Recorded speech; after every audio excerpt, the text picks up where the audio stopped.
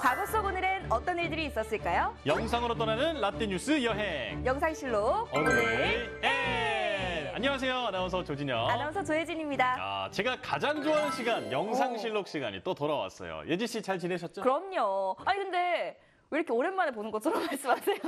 어제도 봤잖아요. 그쵸, 어제 같이 뉴스 했잖아요. 또 그저께 회식도 했고. 그럼요. 네.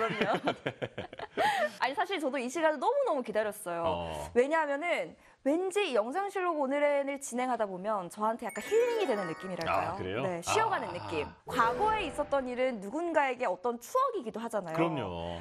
저도 어렴풋이 기억나는 이야기를 전하다 보면 옛 추억에 좀 빠지는 느낌? 그런 느낌이 좀 들더라고요. 저도 이제 제가 어렸을 때나 뭐 이럴 때 일을 만나면 뭔가 그때로 돌아간 것 같고. 오, 맞아요. 기분이 좀 묘하거든요. 그럼 과거 속 오늘은 어떤 일들이 있었는지 함께 보시죠.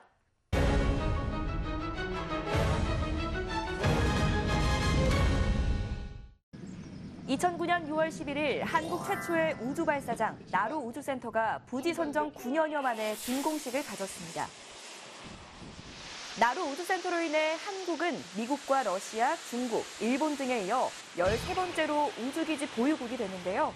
부지로 선정된 전남 고흥군 외나로도는 반경 2km 안전구역 확보, 로켓 낙하물의 외국 영공 침해 금지 등 까다로운 입지 조건을 모두 마쳤습니다. 나로 우주센터, 우리도 정말 자주 보는 곳이죠. 맞아요. 그런데 로켓 발사에 유리한 지역이 따로 있나요? 네, 맞아요.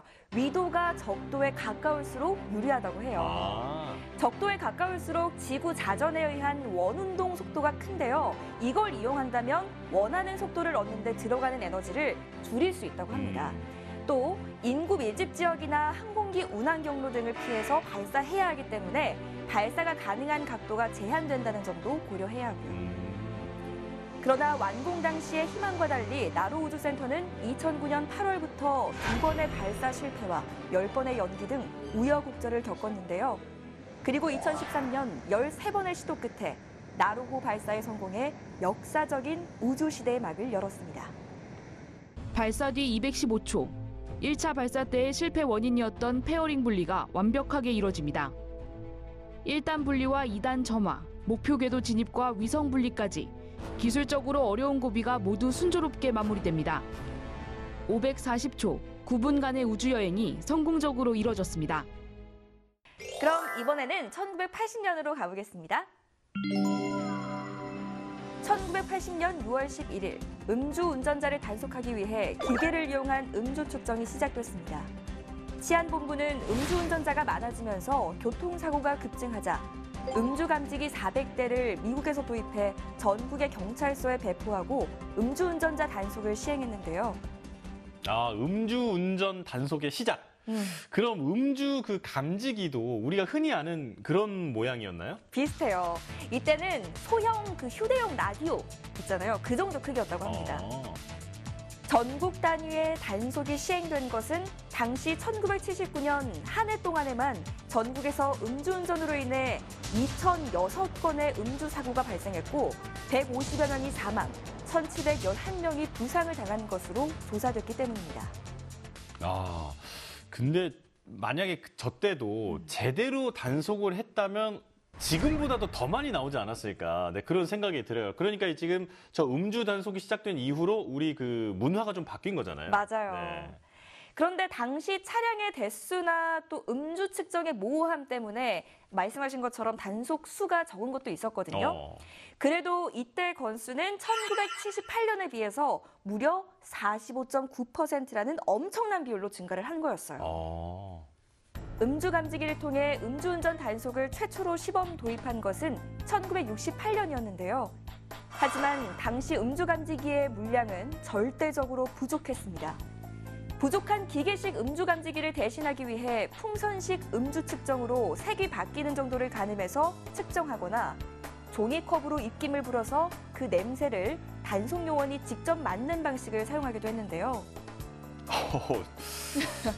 극한 직업인데? 그러니까요. 아니, 냄새를 종이컵에 이렇게 해서 입냄새를 맡는다고요? 네, 술 냄새가 나난.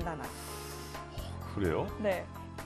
당시 음주 감지기가 도입된 이후 지그재그 운전을 하는 운전자나 교통사고를 낸 운전자의 음주 여부와 호흡 1리터당 알코올 흡입량을 알아낼 수 있게 되면서 이전보다는 더 정확한 측정이 가능해졌습니다.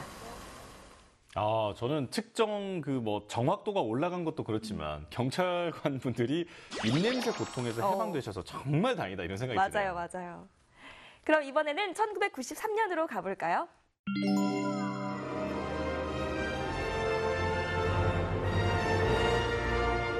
1993년 6월 11일 스티븐 스필버그의 SF 영화 쥐라기 공원이 뉴욕에서 처음 개봉했습니다. 쥐라기 공원은 과학 스릴러의 아버지라 불리는 미국의 저명한 소설가 마이클 크라이튼의 동명 원작 소설을 바탕으로 제작됐는데요. 당시 이 영화의 개봉은 사람들에게 어마어마한 충격을 주며 호평과 극찬을 한 몸에 받았습니다. 개봉 당시 전 세계 박스오피스 1위에 곧장 올랐고 제66회 아카데미 시상식에서 3개 부문에 걸쳐 수상하기도 했는데요. 쥐라기 공원 정말 제 인생 최고의 역작이라고 생각해요. 오, 그런가요? 제가 어렸을 때 공룡을 정말 좋아했는데 그 쥐라기 공원을 보고 너무 충격적이어서 그 세상에서 살고 싶은 거예요. 너무 공룡들이랑. 맞아요. 저도 잠을 못 자고 그랬어요. 맞아요.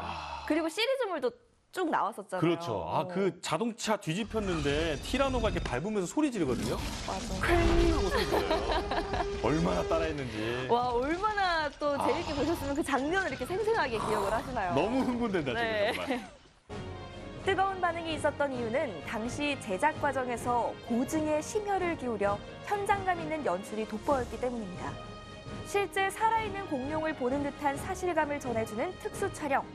제작팀은 1년 가까이 생물학자 유전공학자들의 자문을 받아서 약 6m 길이의 공룡 티라노사우루스를 거의 완벽하게 재현했는데요.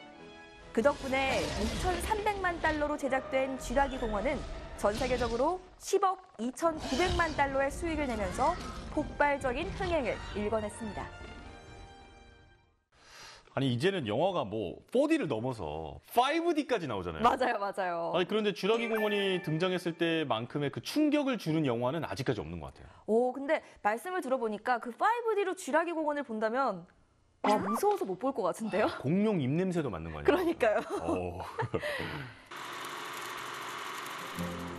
자, 그리고 6월 11일에 또 다른 일들을 살펴보면요. 1983년에는 한국은행에서 새로운 1,000원권과 5,000원권 지폐가 발행됐습니다. 옛날 돈데 네. 이제는 볼 수 없는 지폐들이죠. 맞아요. 네. 그때는 이 지폐들이 신권이었죠. 이 당시 이전보다 사이즈가 축소되고 또 위조나 변조, 업무 기계화에 대비해서 여러 장치가 추가됐다고 합니다. 이 화폐가 바뀌는 걸 보면 그 세대가 좀 나뉘는 느낌이 들어요. 너 이 돈 봤어? 이렇게. 맞아요. 네. 또 이뿐만 아니라 2001년에는 미 연방청사 폭파범 티모시 맥베이의 사형이 있기도 했습니다. 맥베이는 1995년 미국 오클라호마 연방청사 폭파 사건의 범인인데요. 당시에 사망자가 어마어마했었죠? 맞아요. 당시 폭파는 168명을 숨지게 했고요. 또 당시 사형 과정은 300여 명의 생존자와 희생자 유가족들이 지켜보는 가운데 이뤄졌다고 합니다. 참 이런 일 들을 때마다 비극이다 이런 생각이 들어요. 네. 자, 오늘도 이렇게 열심히 과거 속으로 달려봤는데요. 유익한 시간 되셨나요? 영상실록으로 만나본 오늘의 과거. 그럼 다음 시간 더 알찬 이야기로 만나요.